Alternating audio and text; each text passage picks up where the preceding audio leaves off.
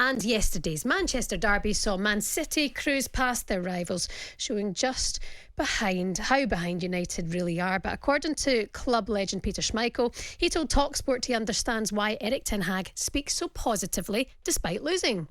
He's still got games to go this season. He's still got to have some belief, or put some belief to his players. So I think more than anything, when he comes out after the game and speaks, he's actually speaking to his players. You can't come out after a loss in the Manchester derby and be negative, can you, Jermaine? You see managers come out. You can say that we wasn't up to standard. We wasn't as good as them. We didn't play well. We could have done better. So yeah, you can, say that your team's got more in the tank than what they showed out there, and we need to, in the next games and up and coming games, be a lot better. You can do that, and I've seen teams before, but he likes to deflect a lot. He likes to take attention away from his team. So you can understand why he's coming out and saying, yeah, we was good, just so that the headlines can be changed rather than, Man United are in a really bad place. Do you think he'll be there for next season? With the new one, I don't think he's warranted enough to stake a claim that he's definitely going to be there. I think there could be some changes, but then you have to look at who's out there. But yeah, I think he could be gone. 100 games now in charge of Manchester United was the derby for Erik Ten Hag yesterday, but it's also the philosophy. Like, as a former player yourself, do you look at that Manchester United team and know what the plan is? I have no idea. Really? No. I watch his team and follow, and I don't know where their identity is. I don't know what their philosophy is. I don't know where they're going. Obviously, they've got new owners, so there's going to be a lot of things changing around. But at the moment, you speak about Manchester United. It's not the Manchester United, I've ever known or played against. And like I said, they've spent, 1.2 billion net, and to still be in this situation, it's really bizarre. Yeah, Manchester United back in action on Saturday lunchtime, by the way, against Everton, and that game is going to be live for you right here on talkSPORT. We're going to talk now about Phil Foden, speaking about identity, style of play, Manchester City. Just quite unbelievable at the minute, and they're hunting also, which gives them that added va-va-voom, shall we say. Yeah, they're just a team that you can never just write off, and I don't think when they were struggling at one point, not getting results and losing a few games here and there, you just don't write Man City off. They've got so much depth and power, and Phil Foden, he's really stepping up. And one thing about Phil, every single season his stats get better. Yeah.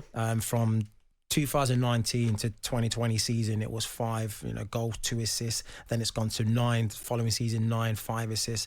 Now he's at 11 and 5 assists. Now he's at 11 and 7 assists. So his stats are going each season getting better and better. And that's a player who you say, right, he's going to be world class, because each season he's getting better and better as a player. And he's definitely in the conversation. He's 23 years old now. Oh, wow. That's him, had 16 consecutive starts for Manchester City. He's becoming Pep's main man there, but where is he in terms of being world class? Let me give you Pep's quotes. He said, right now this season, he's the best so far in the Premier League. I always had the feeling he would score goals in training sessions, but now he's winning games. To become a world class player, you have to win games. So he's doing it all. Yeah, he is. But I think also, if we start seeing these performances in an England shirt on the biggest stages, Euros, World Cups, then we can start putting him in that bracket. Where are you going to play him though, with Gareth Southgate's squad? What does he start for you? Yes, he does. On the back of the form, and now he's playing. You cannot start him. You have to start him, and then you've got Saka on the right. He plays there for Man City, but I put him on the left. Okay. Saka and Foden, and obviously Bellingham in there as well, number 10.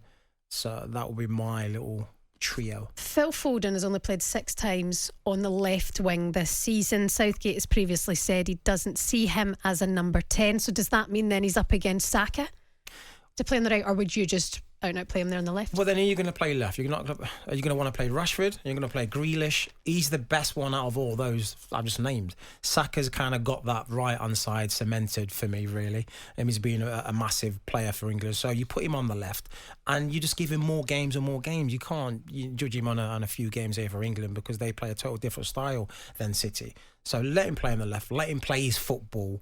and you will see him shine. Do you agree with Jermaine Pennant? Is that how you would line up for the Euros, with that attacking line for Gareth Southgate? You've got 2 international friendlies coming up. Yeah. Do you want to see Southgate really change up this I do. 11? I don't want to see Henderson there. I don't want to see Phillips, because we know what they are. Yes, throw him in the squad. I'd rather see Rice, Barkley and Bellingham.